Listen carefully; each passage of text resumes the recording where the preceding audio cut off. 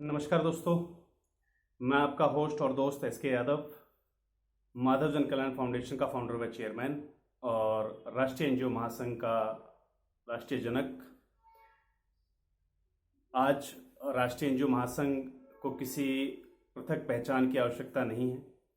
जैसा कि आप सभी जानते हैं कि देश भर की 8,000 से अधिक सामाजिक संस्थाएं इस उपक्रम से जुड़ी हुई हैं और शुरू से लेकर आज तक राष्ट्रीय एनजीओ महासंघ का प्रयास रहा है कि हम अपने साथ जुड़ी हुई सभी संस्थाओं को सभी महत्वपूर्ण जानकारियां और बेहतरीन सुझाव समय समय पर देते रहें। जैसा कि पिछले कुछ समय से देखा जा रहा है कि कोरोना के लॉकडाउन के समय में काफ़ी सारी दिक्कतें सामाजिक संस्थाओं को करनी पड़ रही हैं, जैसा कि उनके पास ना तो प्रोजेक्ट्स अवेलेबल हैं और ना ही उनके पास सोर्स ऑफ फंडिंग अवेलेबल है। तो इसी क्रम में देखा जाए तो अभी लॉकडाउन 3 लगभग पूर्ण होने पर है और लॉकडाउन 4 का भी आगाज़ किया जा चुका है। मैं आप सभी लोगों से कुछ महत्वपूर्ण जानकारियां ज़रूर शेयर करना चाहूँगा। आप सभी को पता है कि अभी जैसा कुछ समय से देखा जा रहा था कि CSR फंड्स, गवर्नमेंट के प्रोजेक्ट्स, मैं एक चीज़ आप सभी लोगों को बकायदा क्लियर करना चाहूँगा कि इस समय गवर्नमेंट जब अपने सारे कार्य का क्रियाकलापों को बंद करके बैठी हुई है, चाहे वो रेलवे हो या अन्य कोई भी मिनिस्ट्री हो, सभी तरफ से काम बंद हो जाने की स्थिति में गवर्नमेंट इस समय घाटे में है। और ये मानकर चलिए कि आने वाले 2 साल तक कोई भी किसी भी प्रकार का प्रोजेक्ट ना तो मिलना है और ना ही मिलने की आशा होगी। और अगर आपके मन में ऐसा कोई भी ख्याल है तो उसको तुरंत अपने दिमाग से आप निकाल दीजिए कि आने वाले 2 सालों तक संस्थाओं के लिए गवर्नमेंट के पास कोई भी प्रोजेक्ट होगा। चलिए अब बात करते हैं CSR प्रोजेक्ट्स की। CSR प्रोजेक्ट्स, ध्यान रखिएगा, ऐसी कंपनीज जिनका प्रॉफिट 1 करोड़ से अधिक था उन सभी कंपनीज पर CSR लागू होता है। और इस बात का विशेष ध्यान रखिए कि इस समय जब गवर्नमेंट के आदेश हैं कि कंपनियां किसी भी व्यक्ति को ना निकालेंगी और ना ही उसकी सैलरी ड्यू रखेंगी, यानी कि इस लॉकडाउन के दौरान 2 महीने अभी लगातार हो चुके हैं, तो इस बंद के दौरान भी उनको अपने वर्कर्स को सैलरी देनी पड़ रही है। तो ये भी मान के चलिए कि आने वाले 2 सालों तक कोई भी कंपनी किसी भी प्रकार का CSR देने में सक्षम नहीं होगी। अब ऐसे में क्या किया जाए, क्योंकि संस्थाओं के पास जब से ये नई गवर्नमेंट बीजेपी गवर्नमेंट आई है तब से बहुत सारे प्रोजेक्ट्स कम मात्रा में अवेलेबल हो पाए हैं संस्थाओं को वैसे भी। लेकिन अब जब एक विषमकालीन परिस्थिति है पूरे देश और पूरे समाज और पूरे विश्व के सामने, तो ऐसे में संस्थाएं क्या कर सकती हैं? ऐसा काम है जिसमें संस्थाएं अपने वर्किंग्स को कंटिन्यू कर सकें और बजट्स को मेंटेन कर सकें? तो मैं छोटे छोटे कुछ सुझाव आपके सामने लेकर आया हूं। आशा करता हूं कि आप लोगों को सुझाव जरूर पसंद आएंगे और अगर आपको ये सभी सुझाव पसंद आते हैं तो आप लोगों से निवेदन है कि आप इस वीडियो को ज़्यादा से ज़्यादा फॉरवर्ड करें, लाइक करें, शेयर करें और आपके सुझाव मुझे कमेंट बॉक्स में ज़रूर दीजिएगा। दोस्तों, बात करते हैं कि अब संस्थाएं क्या कर सकती हैं। मैं आपको बताना चाहूँगा कि जिस हिसाब से हमारी गवर्नमेंट आगे लॉकडाउन को बढ़ते हुए जो स्टेप्स उठा रही है, उन स्टेप्स को देखते हुए हमारे पास 3 विकल्प निकल कर आते हैं कि 3 विकल्पों में अगर संस्थाएं वर्क करना स्टार्ट कर दें तो वर्किंग्स को भी कंटिन्यू रखा जा सकता है और रेवेन्यू भी जनरेट किया जा सकता है। तो मैं वो 3 स्टेप्स कौन कौन से होंगे मैं आपसे थोड़ा सा संक्षेप में परिचय उनसे कर लेता हूँ।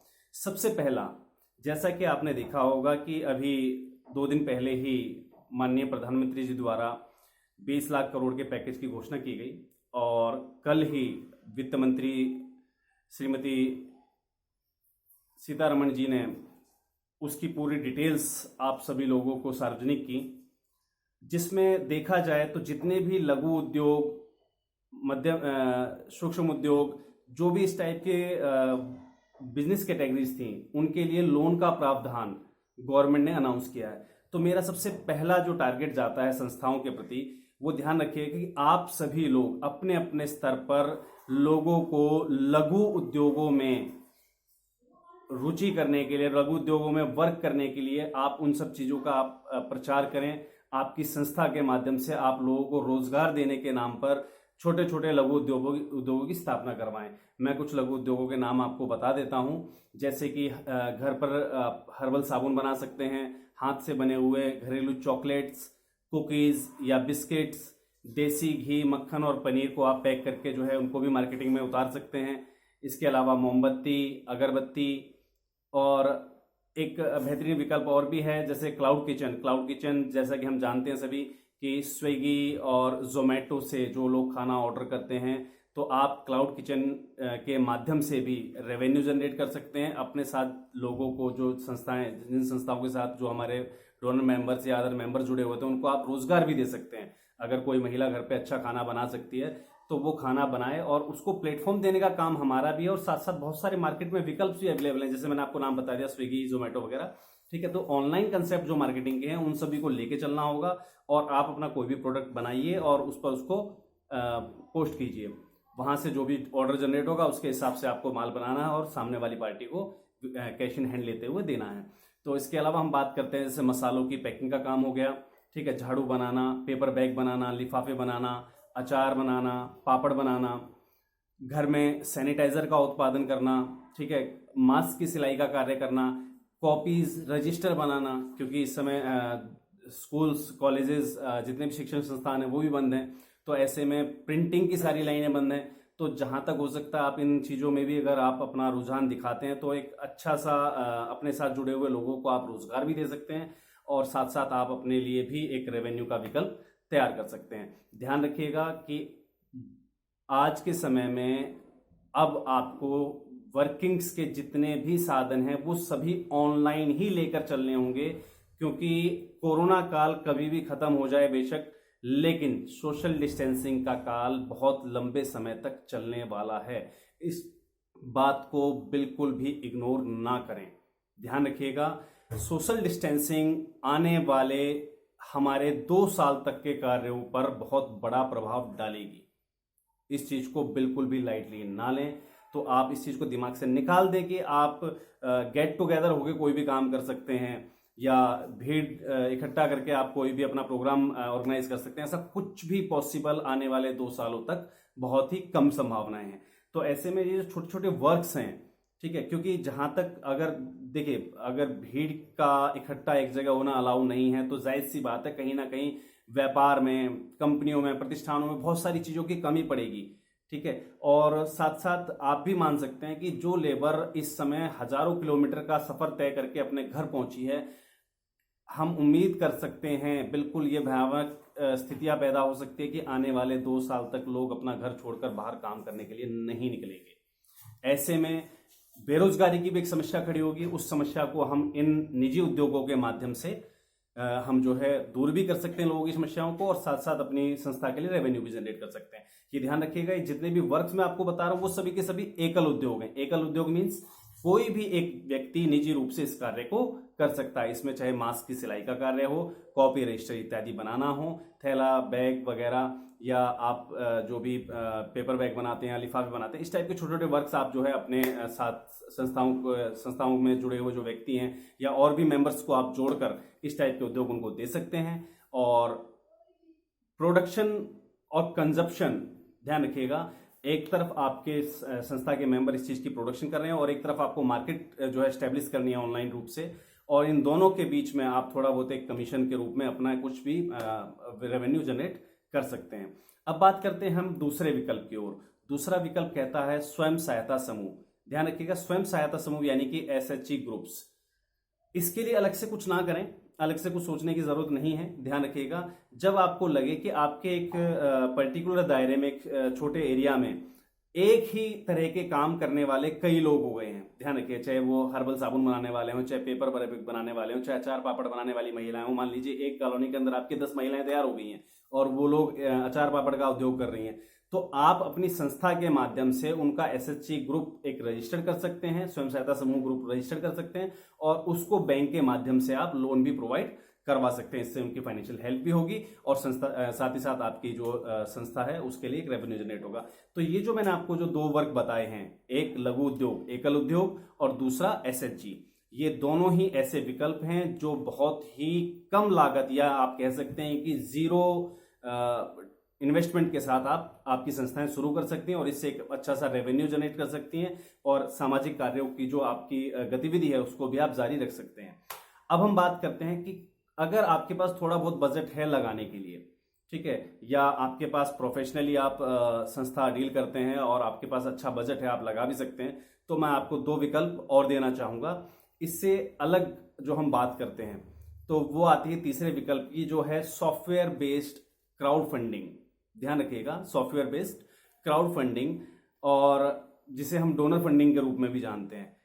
तो इस चीज का आप ध्यान रखिएगा क्योंकि ये सॉफ्टवेयर बेस्ड प्रोग्राम होते हैं। इसके अंदर एक जनरल सा प्रोग्राम होता है कि भाई आप अपने साथ जुड़ने वाले डोनर्स के द्वारा दिए गए डोनेशन के पार्ट पेमेंट आप अपने ही डोनर्स के मध्य करते रहते हैं, जिसको हम बोलते हैं क्राउड फंडिंग।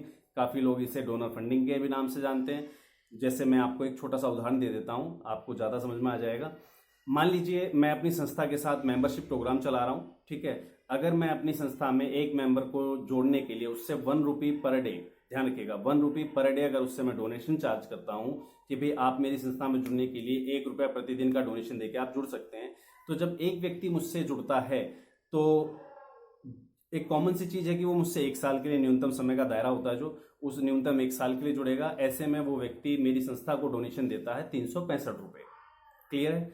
अब अगर मैं इसी माध्यम से सामने वाले व्यक्ति को रोजगार भी दे दूं, रोजगार मीन टू से, अगर आपके प्रचार से आप मान लीजिए मेरे साथ जुड़ गए हैं, मेरी संस्था से जुड़ गए हैं और आपके माध्यम से 10 नए लोग मेरी संस्था से और जुड़ते हैं, तो प्रति व्यक्ति जो उनके द्वारा दिया गया 365 रुपए का डोनेशन है, उसमें से अगर मैं आपको ही 65 रुपीज अंशदान के रूप में वापस कर दूं, ठीक है, तो ये मान के चलिए कि 10 डोनर से अगर आपको 65 रुपीज का डोनेशन आपको रिवर्ट होता है, तो आप पर डे घर बैठे बैठे 650 रुपए कमा रहे हैं। इस टाइप के बहुत सारे प्रोग्राम्स होते हैं सॉफ्टवेयर बेस्ड क्राउड फंडिंग के।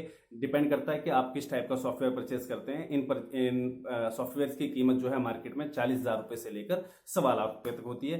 डिपेंड करता है कि उसके अंदर प्रोजेक्ट कैसा है और उसकी क्राउड फंडिंग जो मैनेजमेंट है वो किस प्रकार की है।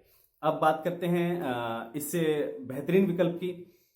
जिन संस्थाओं के पास लागत है लगाने के लिए और आपको लगता है कि आप मार्केट में अच्छी इन्वेस्टमेंट के साथ बहुत अच्छा रिटर्न्स भी ले सकते हैं और साथ साथ समाज सेवा भी बहुत अच्छी करना चाहते हैं, तो उनके लिए एक अदर विकल्प भी आता है। जैसे कि आप सभी जानते हैं कि इस समय सोशल डिस्टेंसिंग बहुत ज़्यादा ज़रूरी है और इसका सबसे ज़्यादा फर्क पड़ा है एजुकेशन सिस्टम के ऊपर और प्रतिष्ठानों, स्कूलों और कॉलेजेस के ऊपर।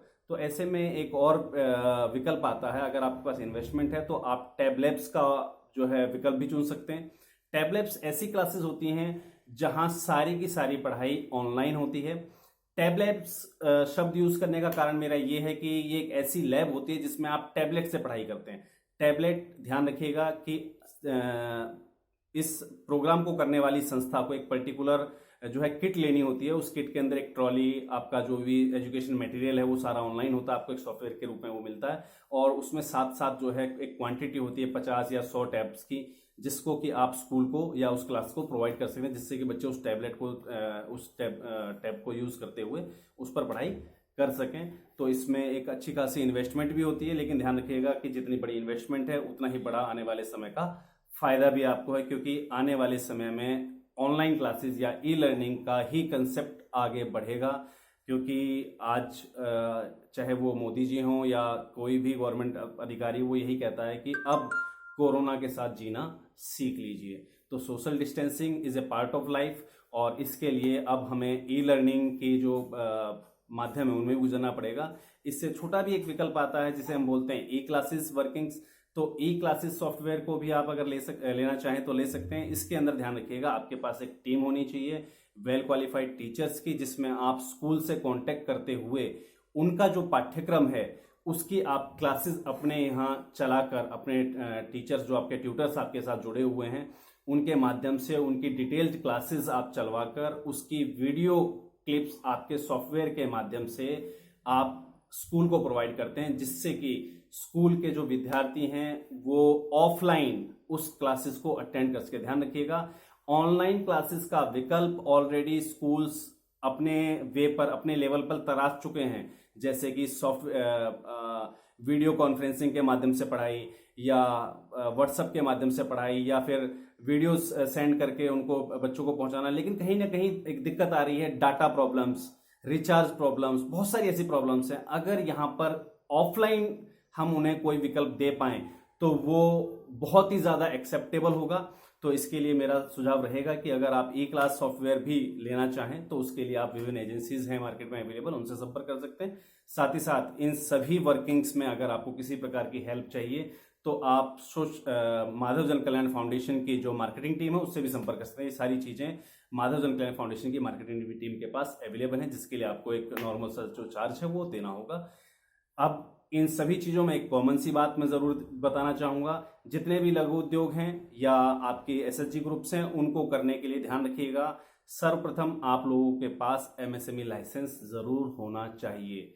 चाहे वो ट्रस्ट हो, सोसाइटी हो या सेक्शन 8 कंपनी हो, आपका एमएसएमई लाइसेंस होना जरूरी है, तभी आप लघु उद्योगों से संबंधित कोई भी कार्यकलाप करेंगे, अन्यथा कभी भी आप किसी भी कानूनी कार्रवाई में फंस सकते हैं। दूसरा, सॉफ्टवेयर बेस्ड जो क्राउड फंडिंग की मैं आपसे बात कर रहा था, क्राउड फंडिंग के लिए संस्थाओं का सेक्शन 8 में रजिस्टर्ड होना कंपलसरी है। एनजीओज जो भी ट्रस्ट और सोसाइटी एक्ट में रजिस्टर्ड हैं वो क्राउड फंडिंग नहीं कर सकती हैं, उनको अलग से जो है चीट फंड लाइसेंस लेना होता है। तो इन चीज़ों का विशेष ध्यान रखिएगा, कल को आप किसी भी कानूनी दाव पेच में फंस सकते हैं। अब हम बात करते हैं इन सभी विकल्पों की। ये सभी के सभी विकल्प आने वाले समय के लिए आपकी संस्थाओं के लिए बहुत उपयोगी हैं, क्योंकि आने वाले समय में गवर्नमेंट की तरफ से कोई भी ना तो रेवेन्यू जनरेट होगा और ना ही प्राइवेट कंपनियों की तरफ से किसी भी प्रकार का CSR। और काफ़ी मेरे दोस्त भी मुझसे हमेशा सवाल करते रहे हैं कि सर कोई CSR प्रोजेक्ट आए तो बताइएगा, कोई गवर्नमेंट प्रोजेक्ट आए तो बताइएगा। मैं आपको एक चीज़ बिल्कुल क्लियर रूप से बताना चाहूँगा कि अगर इस समय कोई भी आपसे कहता है कि कोई CSR अवेलेबल है, यूटर्न अवेलेबल है, इतना फंड अवेलेबल है या कैश लिक्विड वाला सिस्टम अवेलेबल है, तो एक बात ध्यान रखिएगा, बड़ा एक प्रैक्टिकल सी चीज़ है, मैं आपको बड़ा प्रैक्टिकल रूप से समझा रहा हूँ। बिल्कुल मेरे शब्दों को प्रोफेशनली मत लीजिएगा, क्योंकि मैं प्रोफेशनली शायद उतना अच्छा आपको ना समझा सकूं जितना मैं आपको प्रैक्टिकली एक दोस्त के रूप से, एक दोस्ती के शब्दों के माध्यम से आपको समझा सकता हूं। CSR एक ऐसी चीज होती है जब एक कंपनी का प्रॉफिट, ध्यान रखिएगा टर्नओवर की बात नहीं कर रहा हूं मैं, प्रॉफिट करोड़ों में हो जाए। टर्नओवर मान लीजिए मैं 100 रुपए का टर्नओवर करता हूं, मैंने 100 रुपए का कच्चा माल लिया और उसको बेच दिया 120 रुपए में, ये मेरा टर्नओवर है, लेकिन मेरा प्रॉफिट क्या है 20 रुपए। तो ध्यान रखिएगा मैं उस प्रॉफिट की बात कर रहा हूं, ठीक है। 20 रुपए प्रॉफिट कमाने के लिए मुझे 100 रुपए खर्च करने पड़े और 120 रुपए की ट्रांजेक्शन करनी पड़ी, ठीक है, तब मैंने 20 रुपए प्रॉफिट कमाया। तो सोच लीजिए कि 1 करोड़ का प्रॉफिट करने के लिए कितनी ट्रांजेक्शन की जरूरत है। तो बड़े प्यारे से अंदाज में समझा देता हूं आपको कि जिन कंपनियों का प्रॉफिट 1 करोड़ है, ध्यान रखिएगा, जिन कंपनियों का प्रॉफिट 1 करोड़ है वो अपने पैसे को यू टर्न करने के लिए, घुमाने के लिए या CSR देने के लिए हमारा और आपका वेट नहीं करेंगी। वो 2, 4, 5 हजार रुपये या 10 हजार, आप सब जानते हैं कि संस्था रजिस्टर करने में कितना पैसा खर्च होता है, वो उतना पैसा इन्वेस्ट करके खुद भी संस्था रजिस्टर कर सकती हैं। तो ऐसे किसी भी छलावे में मत आइएगा, मेरा आप सभी से अनुरोध है। और राष्ट्रीय NGO महासंघ का हमेशा से प्रयास रहा है कि हम आप लोगों को सटीक और सही जानकारी दे सकें और संस्थाओं के साथ हो रही जो चीटिंग है या किसी प्रकार की जो धोखाधड़ी है उस पर हम ज़्यादा से ज़्यादा लगाम कर सकें। तो मेरा आप सभी लोगों से निवेदन है कि इस वीडियो को अधिक से अधिक शेयर कीजिएगा और इन विकल्पों पे गौर कीजिए। आने वाले समय में सिर्फ और सिर्फ यही विकल्प आप लोगों के सामने जो है आपकी जो फाइनेंशियल ग्रोथ है उसमें सक्षम साबित होंगे। इसी के साथ जय हिंद, धन्यवाद।